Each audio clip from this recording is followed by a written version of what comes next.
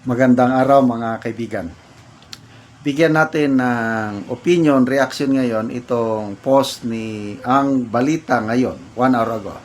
Tungkol ito sa ombudsman position na kung ayaw natin, tayong mga DDS, ayaw natin maging ombudsman si Secretary Boying Rimulya, meron tayong magagawa.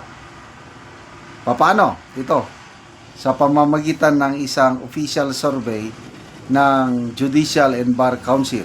Basahin ko ha. Alam mo, ayaw mo kay Rimulya bilang ombudsman, iparating mo sa Judicial and Bar Council. Magandang programa ito ng Judicial and Bar Council. Gusto nilang pakinggan ang taong bayan, pulso ng taong bayan, survey.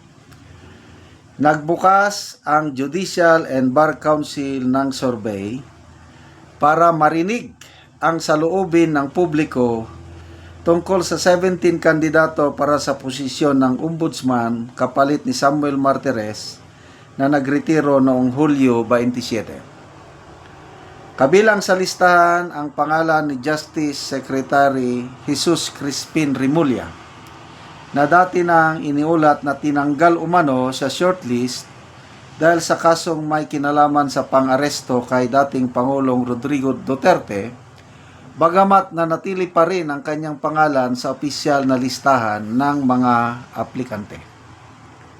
Kung isa ka sa mga hindi sang-ayon na maupo si Rimulya o may gusto kang isulong na kandidato, ito na ang pagkakataon mo para marinig ang iyong boses. Tumatanggap ang Judicial and Bar Council ng komento, puna o anumang concerns tungkol sa mga aplikante hanggang Agosto 26, 2025 sa pamamagitan ng online form. Okay. Link sa comment section. Lahat ng submission ay magiging bahagi ng official na record ng Judicial Bar Council, kaya siguraduhing malinaw at direkta ang iyong mensahe.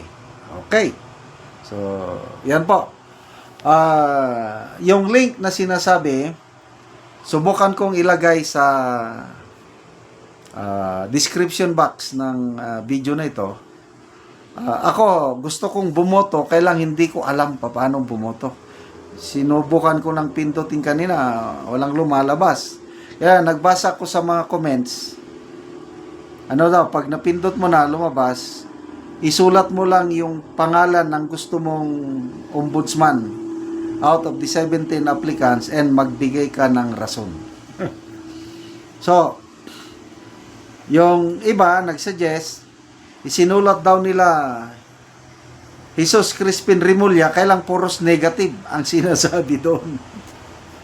Ganon ang ginawa ng iba. Kasi kailangan pumili ka sa 17. Ako, pipiliin ko si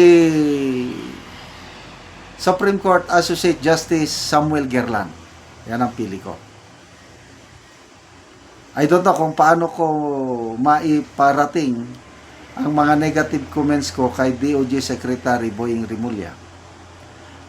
Mamaya, pagdating ng anak ko na marunong, magpapaturo ako kung papaano. So ito na, pagkakataon natin kasi nanganganib po ang laban natin kontra katiwalian, korupsyon, kung ang taong mailagay niyan ay may alanganing yung hindi siya patas ba. Kaya ang pinaka-the best talaga na maging ombudsman, yung wala siyang kinikilingan sa mga politiko. Kaya ang pinaka-the best, yung galing mismo sa judiciary, true and true. Kaya kung ako ang pagpipiliin, nasa tatlo yan, yung tatlong Supreme Court Justices, isang active at dalawang retired. Kaya lang, may sinabi rin si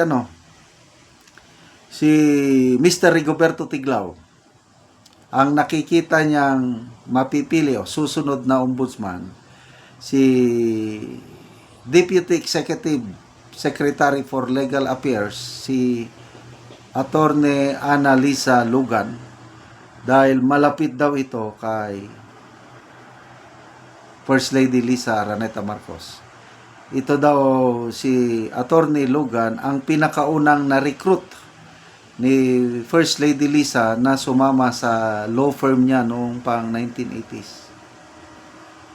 So, sinasabi ni Mr. Tiglaw na pauulanan daw nila ng mga kaso si BP Sara once na naiupo nila sa ombudsman ang gusto nilang maging ombudsman. Kaya gumalaw po tayo, bumoto tayo yung nakakaalam. Iparating sa GBC ang ating hinaing, ang ating kagustuhan na dapat galing sa judiciary talaga dahil mulat sa poll ang mga na-appoint na ombudsman galing sa judiciary, karamihan retired or active na Supreme Court Justice, kagaya ni Ombudsman Martires. Okay. Magbasa tayo sa mga comments. GBC survey. Okay.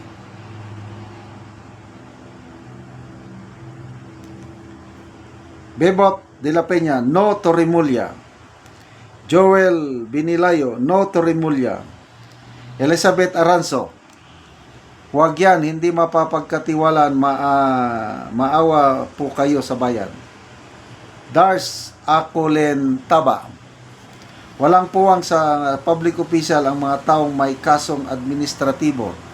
Yun na nga, may naulat na doon na disqualify na siya dahil sa kaso niya sa ombudsman, yung ikinaso ng Senate Foreign Relations Committee under kay Senator Amy. Kailan nakakapagtaka, nakabalik siya. Binigyan daw siya ng second chance ng Judicial and Bar Council. So, anong pag-asa ni Secretary Boying Rimulya?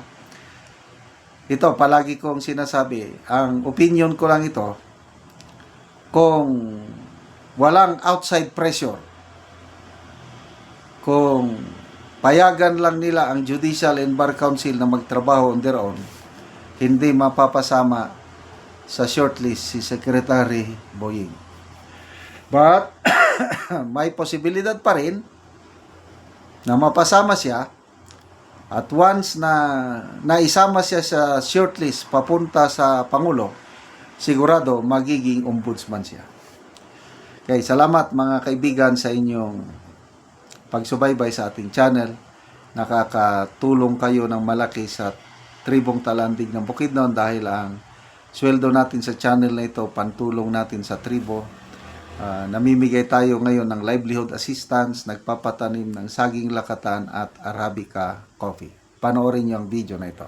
Na anak ko sa among saging lakatan. So, ang among unang tanom lakatan.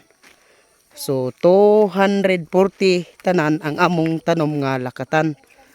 So tama ni sa ilaya. O kining among lakatan hapit na pod ni mamunga. Tungod kay mga dagko na og tag-as na pod. O gawas nga hinlo ang among lakatan, padayon pod mi ani sa pag-abono. Og pag-spray sa puradan. So nindot gyud ang tubo sa among saging. So gawa sa lakatan nanumpod mi og kape, kay mas mahal ang kape kaysa lakatan. So mauna ni ang among tanom nga kape nga isa pa ka bulan. Maayo kaayo ang tubo og kining among tanom nga kape nga 700 tanan gyud buhi. Makita gyud namo nga nalipay mi sa pagsuporta sa kape nga maayo gyud ang tubo sa among kape.